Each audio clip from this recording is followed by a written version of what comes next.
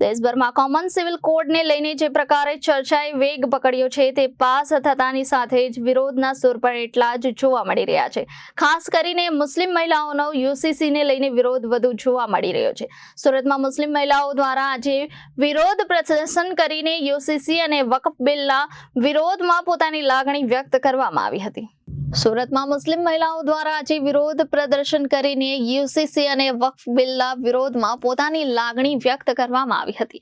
મુસ્લિમ ધર્મમાં જે ધાર્મિક જ્ઞાન આપે છે એવી મહિલાઓને આલેમા કહેવામાં આવે છે। સુરતના મકાઈલ પુલ પાસે અંદાજે 45 જેટલી મહિલા આલેમાઓ દ્વારા યુસીસીના વિરોધમાં પ્લેકાર્ડ લઈને વિરોધ પ્રદર્શન કરવામાં આવ્યું હતું। સરકાર દ્વારા તાનાશાહી કરીને યુસીસીનો અમલ કરાવવામાં આવી રહ્યો હોવાની વાત મુસ્લિમ મહિલાઓ દ્વારા કરવામાં આવી હતી। મુસ્લિમ ધર્મની મહિલાઓ તેમના રીતિ રિવાજ પ્રમાણે કાર્યો કરી રહી છે, તેનાથી તેમને કોઈ પણ પ્રકારની મુશ્કેલી થતી નથી, પરંતુ યુસીસીના કારણે તેમના જે હક છે તેના પર તરાપ લાગશે તે પ્રકારની વાતો એકત્રિત થયેલી મહિલાઓ દ્વારા કરવામાં આવી રહી હતી। કોઈ પણ પ્રકારની મંજૂરી વગર કાર્યક્રમ કરવામાં આવતા પોલીસ દ્વારા 23 જેટલી આલેમાઓની અટકાયત કરવામાં આવી હતી। જી, મારું નામ રહીશા શેખ છે। સુરત શહેર મહિલા કોંગ્રેસ પ્રમુખ છું અને એક સખી મંડળો ચલાવું છું અને એનજીઓ ચલાવું છું।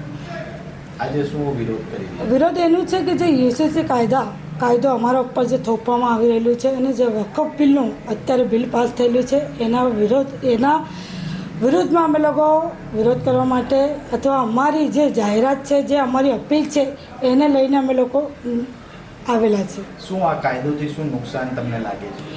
યુસીસીમાં મને એવું બધું લાગી રહેલું છે કે જે તોડી મોડીને જે અમારા ઉપર અહીંયાથી કોઈ બાજુ અહીંયાથી જે અમારામાં જે અમારા ઇસ્લામમાં શરીયતમાં 14 સાલથી જે કુરાને પાકમાં નાઝિલ છે, જેમાં બધી હકીકતો લખેલી છે, એના વિરુદ્ધમાં જે યુસીસી કાયદો જેમાં હરામ કામને હલાલ કહેવામાં આવ્યું છે અને બધા જે અમે લોકો આ અંગે રજૂઆત પણ કરેલી છે અને પૂછવામાં પણ આવેલી છે અમારા દ્વારા કે યુસીસીમાં મહિલાઓને શું ભલામણ છે એટલે શું મહિલાઓના માટે છે।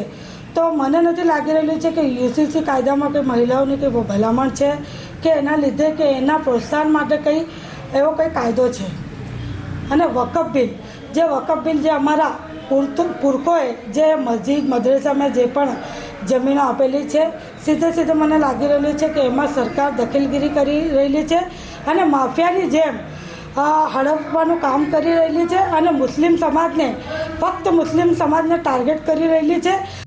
Reporter Arvind Rathod, Janadesh news, Surat.